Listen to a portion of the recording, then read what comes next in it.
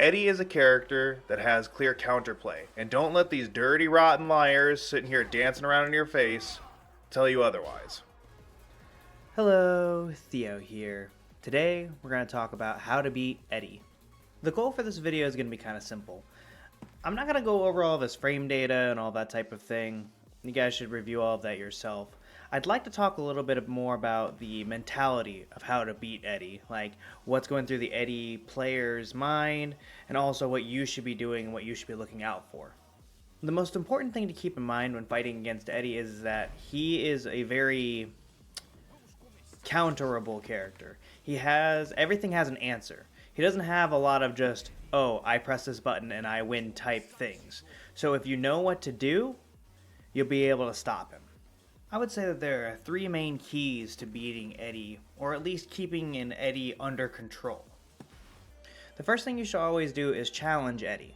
I know that's a little bit scary with relaxed stance because he can evade your highs, but if you have a good mid poke that's like 11, 12, or even 13 frames, you should always challenge Eddy, especially when he goes into stance off of block. So for example, 1, 3, 3, 3, always challenge. Because almost anything that he does will get beaten by you challenging with a quick mid poke.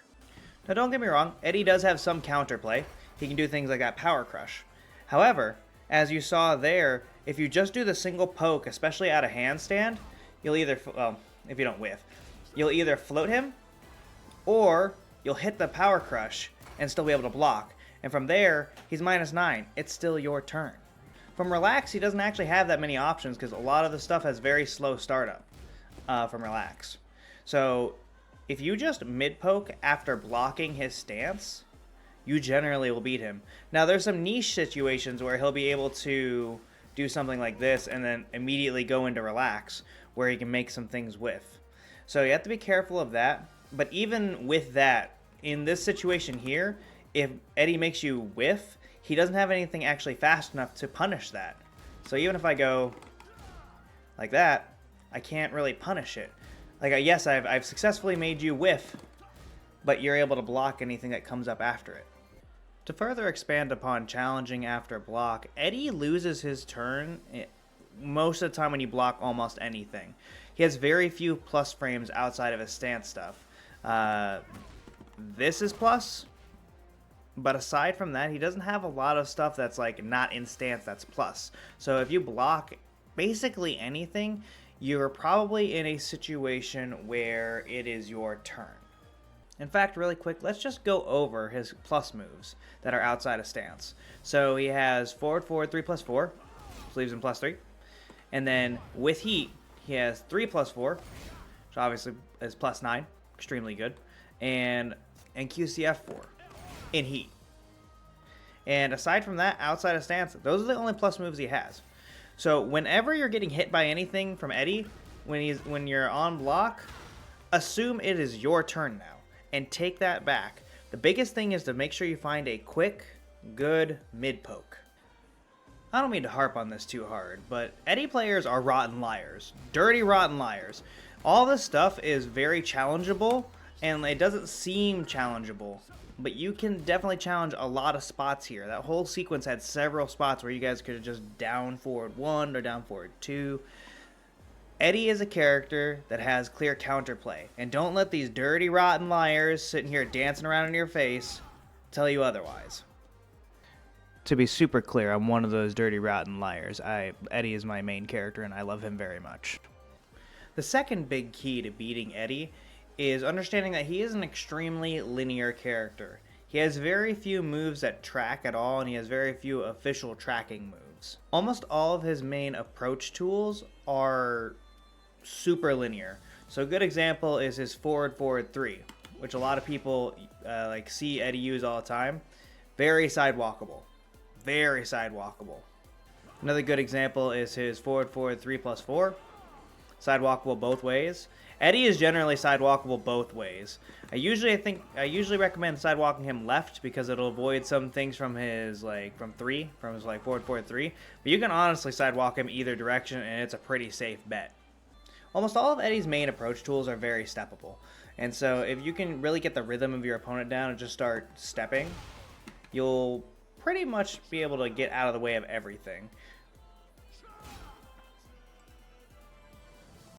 This also means that a lot of Eddy's jousting, as in playing and like trying to run at each other from about range 3 or even range 4, is really weak. Eddy is his best when he's up in your face, and so if you have a character that has solid keep out, it's actually pretty easy to keep Eddy away if you have good sidestepping skills and a solid sense of timing.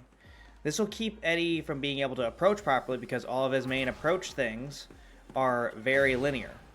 So the third key to beating Eddy we've already talked about a little bit, and it's spacing. Eddy is actually pretty weak here at about range 3 to range 4. He has very few like proper approach options, and if you're really scouting him, you can stop him from doing a lot of the stuff that he wants to do. A lot of the time, Eddy at this specific range will be going for like a forward 3, or be going for something like a forward 3+4, even a wall running 3. Sometimes at this range they'll do like run up jab, run up down forward 1. But the thing with all of these options are, not only are they all steppable, they're all, if you're paying attention, you gotta be really watching, they're all reactable. Particularly the forward 3. This is a really good move to block because it is minus 14, but you can also step it. Stepping the forward 3 can be kind of hard. I usually recommend blocking it, but at this range, like right around range 3, it is possible to step it to the left and then launch it. So if your character has the capability, I recommend trying to do this sort of like out, standing right here at range 3, poking at Eddy, trying to keep him away from you, because you can actually challenge things like this as well. If you kind of see him start to do something, you can challenge. A lot of his other options are much slower than forward 3, so they're very much more reactable. Forward 3+4 is another good example of something that's kind of reactable. You can use that same mid poke that we were talking about for when he goes into stance, and you can just pick him up. It'll give you a free float too. With this all said, this is just to give you an idea of what you can do against Eddy. You can often challenge him with a quick mid on block for almost everything that he does. He's extremely steppable in most situations, and his range 3 to range 4 play and his jousting is very weak and very reactable. If you can kind of learn to like put these concepts together, beating Eddy becomes significantly easier. Now, to talk a little bit more on what the Eddy player is generally thinking. Because Eddy does have some solid buttons that reach far, Eddy is often trying to keep you from stepping by using forward 4, up forward 3, up forward 4. He'll often try to keep you from stepping by doing those things and using his superior range, because he does have very good poking at range 2. He has very quick buttons that can kind of get him into stance and everything. And his punishment, while it's not the highest damage, it leaves him in very good situations with him in stance. Oftentimes, the Eddy player's main goal is to try and overwhelm your mental stack. So, like I was talking about before with the situation with 3-3 here, where you can challenge with that mid poke, oftentimes Eddy players will abuse this to go into stance to make you whiff, and then try and punish you if you're too slow to start blocking, or to just threaten you, making it so that you're less likely to challenge him afterwards. And the idea is that Eddy players are often trying to build mental stack by just mixing their options. To start stance shenanigans. Forgot to mention that when I was recording the video. Because a lot of Eddy's moves can look weird, like forward 3, or stance or 3, people can get very confused by what he's doing, which I mean is kind of the point of the character. Capoeira, that's what you do, is like you're just being very tricky, trying to like make it so your opponent doesn't understand what's happening. But now you know that with that sequence there, everything he blocked right there, except for this initial thing here, this is safe, but this is punishable, this is punishable. Like, if you're blocking Eddy, it's not as scary as it seems. And this is sort of the trick that Eddy kind of plays on people. So he has few plus frames, but he does have good evasion. Even though this is considered standing and it's not as good as it used to be in Tekken 7, people still get very intimidated by the movement of Eddy. And this is one of his strongest attributes. I'm not going to sit here and pretend like it's something that you can just toss out of the way and just, oh, mid-poke it, it'll be fine.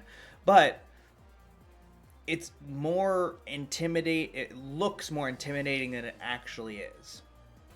Again, as I said before, Eddy players are dirty, rotten liars, and they're trying to trick you into thinking that it's not your turn by stringing together a lot of things that are intimidating looking, but really end his turn. The main thing to keep in mind is that he is minus. Most of the time he is minus if you have blocked. His movement is good, but that doesn't make up for bad frames. Well, I know this one was kind of quick and a bit scatterbrained, but I just kind of wanted to throw out my ideas of how to beat Eddy and put it onto paper, if you will, so that other people can see it. Because I've talked to a lot of my people at my locals to try and help them beat my Eddy, and now I have something a little more solid that's actually like in video format for everyone to check out. If anyone has any questions, feel free to leave a comment, or if you know me and you just want to come touch base with me at the local, just come ask me questions. But that's the basic idea of how you can contain and beat Eddy. As always, get out there and support your locals, or come support mine.